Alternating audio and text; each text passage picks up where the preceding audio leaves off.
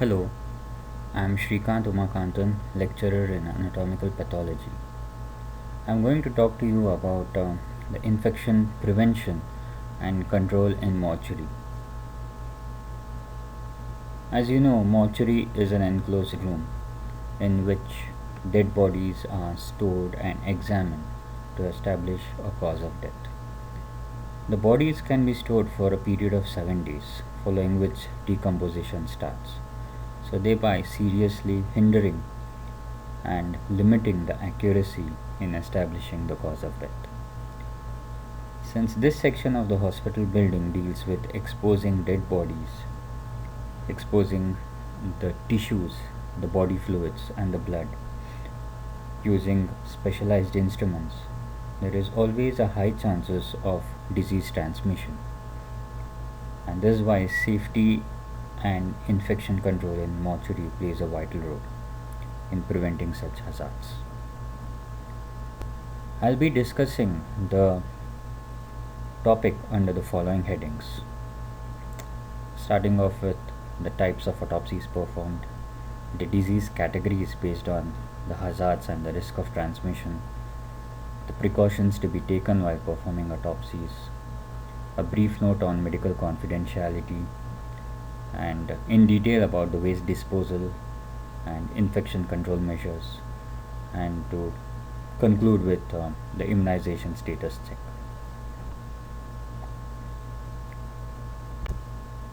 Starting off, when a dead body arrives in the mortuary, certain details are collected by the receiving staff. This is mainly to check for the deceased identification, to have details about the clinical aspects of the cause of death, and other related documents. And in case of forensic cases, the police officer is always on stand. Followingly, we perform two types of autopsies. The one is called as the clinico-pathological autopsy, where the natural cause of death is mainly because of an organ failure, and this can be because of a heart attack due to a myocardial infarction, or a lung failure due to acute respiratory distress syndrome, sepsis, and also tumors. The second types of autopsies are the medical legal autopsies, and these are mainly the forensic autopsies. And this deals with unnatural causes of death such as the homicides, the suicides, and motor vehicle accidents. The mortuary staff include the mortuary attendants, and these people are involved in receiving the bodies, storing them, and cleaning the room, and also in reporting any problems involving safety. The second group of staff are the medical officers. They supervise the morticians, and they obtain details with regard to the cause of death. They perform autopsies and inform the relevant findings to the pathologists. The pathologists are specialist officers who oversee the medical officer's work. They analyze the final cause of death by using clinical details and examination findings during autopsies. And lastly, the medical students are allowed only to witness the procedures under the guidance of the specialist pathologists. As I already mentioned, autopsy includes exposing the human bodies by examining the tissues, the body fluids, the blood, the organs for its gross findings, because the findings which we see on gross is what leads to a confirmatory final diagnosis. So to expose these varying cavities, that is the thoracic cavity, the abdominal cavity, the bones, and the organs, autopsy makes use of these specialized instruments. As you see in this image, the instruments are of wide varieties. There are sharp instruments, there are blunt instruments, there are small instruments, there are large instruments, ranging from scissors, forceps, scalpels, knives, chisels, saw, hammers, rib opening, thoracic cavity cutting instruments called as the costotome. So when we use such wide variety of instruments, there is always a high risk of injuries if they are not handled safely. So the Advisory Committee on Dangerous Pathogens have classified 4 categories of diseases based on its impact on hazard and community risk transmission. This is mainly based on 4 factors. The number 1 factor is the ability of the organism to cause a disease in humans, and that is called as pathogenicity in the humans. The second factor is ability to cause a risk in the laboratory workers. The third factor is the community transmission risk, and lastly the fourth one is the presence or absence of an effective prophylaxis for this particular organism. So accordingly they are classified into 4 groups. The first group is an organism that is most unlikely to cause human disease. Group 2 is may cause a human disease, may be an hazard to lab workers, but is unlikely to cause a community spread. So group 1 and 2 are safe groups when it comes in terms of mortuary, but group 3 and 4 are the risk causing or the hazard groups. Group 3 includes infections that can cause severe human disease. They cause a serious hazard to lab workers and they have a risk of community spread, but they have an effective prophylaxis and treatment is available.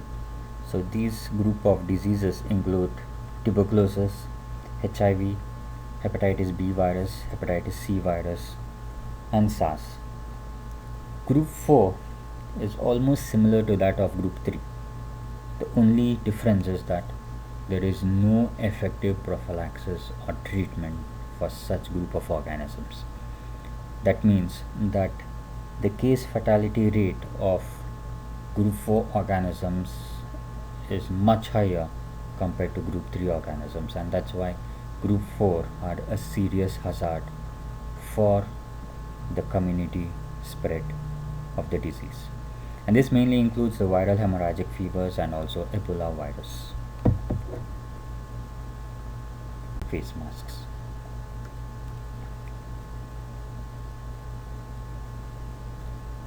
All sharp instruments should be handled cautiously. Avoid using hands for handling non-performance articles such as telephones, books, pens, and it is usually advised that a special person be allotted for using for performing such activities. Discard used needles and scalpel plates in a puncture-proof closed containers. This image shows the recommended movement of an autopsy team while undertaking a post-mortem examination in a healthcare facility. The placement of personal protective equipments, like when you put on a personal protective equipment in the dressing room before entering the autopsy room where the body is located.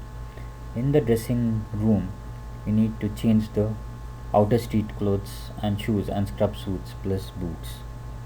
Proceed to autopsy room where the body is located.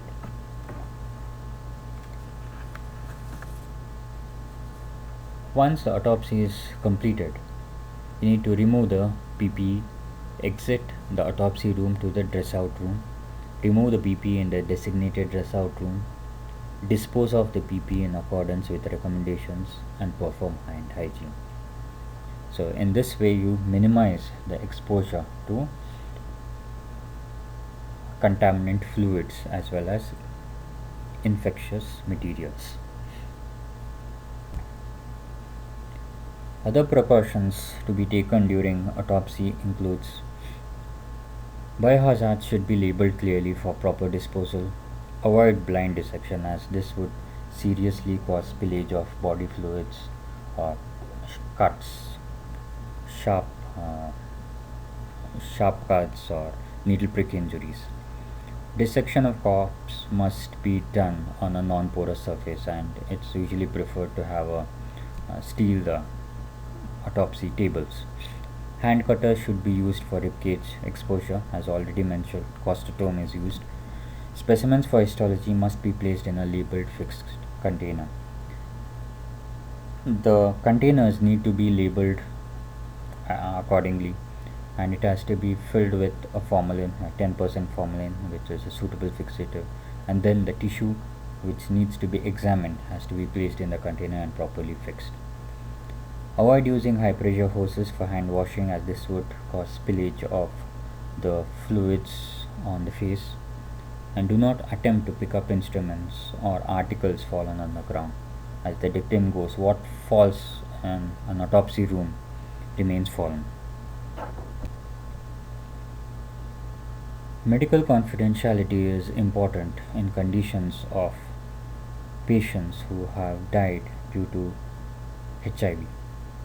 So, in these conditions, all health professionals, including the medical instructors, the workers, the employers, the data encoders, and other custodians who are involved in data filing, data recording, and data storing, they are directed to strictly maintain confidentiality in handling of all medical information, and this is in particular to identify the status of persons with HIV.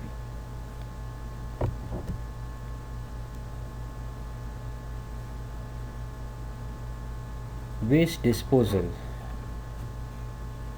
includes disposing infectious waste, and this is mainly in the form of sharp objects such as syringes, needles, scalpel blades, human body fluids and tissues, materials or equipments containing or contaminated with blood and body fluids, and also the urine and the feces. The methods which can reduce the spread of infection has to be followed in a very serious manner. The body must be closed properly following completion of dissection. All examined organs, tissues not sampled should be returned into the body following examination. All incisions done on the body should be sutured, and this has to be done in a proper way as to avoid distortion or deformity of the body, so that the family has a proper funeral service. The body should be placed in refrigerator following closure. This is mainly to avoid any spillage or further contact with the deceased body. The mortuary cleaning, the procedure areas such as the autopsy tables, floor, and drains should be washed thoroughly with detergents and water, rinsed and dried. Chemical disinfectants mainly used are phenols, hypochlorite solutions, and glutaraldehyde. Blood-stained fluids should be diluted before discharged into the drain.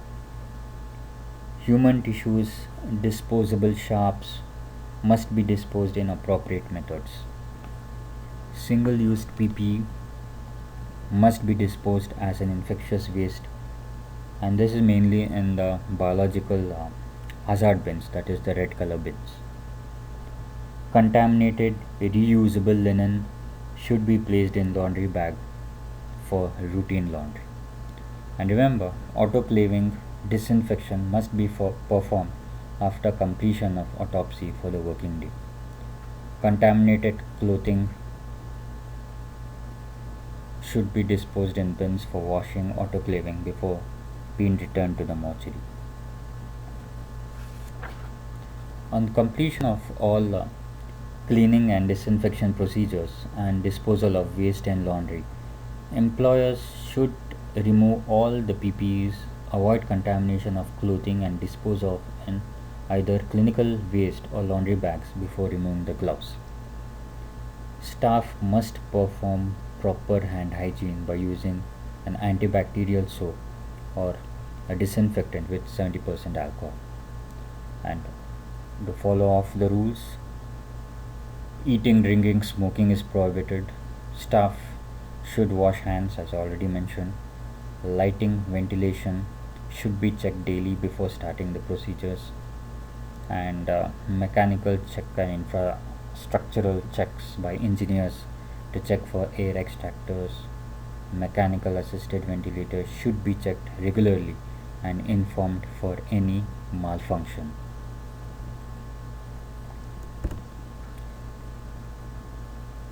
As autopsy procedures includes using sharp, heavy instruments and tools, the staff are prone for accidents.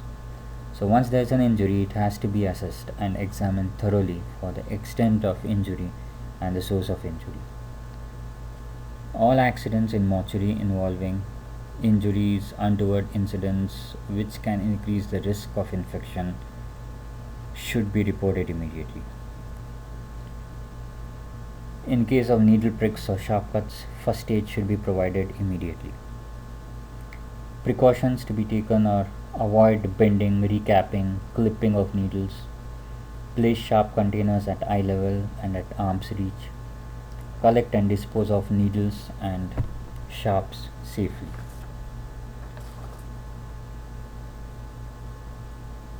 Occupation health staff should be informed for any appropriate investigations and treatment, and serious injuries should be referred to hospital emergency department for further treatment. Immediate action after needle stick injuries is the first and foremost is to stay calm. Encourage bleeding at the site of puncture. This mainly helps in expelling the potential infectants and minimizes its entry into the bloodstream. Disinfect the wound using ample amount of soap and water followed by 70% alcohol, and then apply an antiseptic or a band-aid. Reporting the incident is important. The staff involved should inform the manager immediately. The manager should immediately refer the injured staff to the designated doctor for consultation on blood testing, counseling, and possible hepatitis B infections, followed by tetanus vaccination and or medications. Identify the source patient who should be tested for HIVs, hepatitis B, and hepatitis C infections, as these infections have a higher risk of transmission following needle prick incidences. Evaluation of needle stick injury and for appropriate use of post exposure measures should be initiated immediately. The decision is based upon the nature of the needle stick injury and also the severity of exposure, the source patient serostatus of HIV, hepatitis B, and hepatitis C, and also the medication regime if known. If once the results are performed and it comes out negative, the involved staff is required to do a follow-up test, that is after 3 to 6 months. If the result is positive, managers need to report to designated doctor, HR, and management team. The designated doctor needs to initiate the necessary treatment for the involved staff.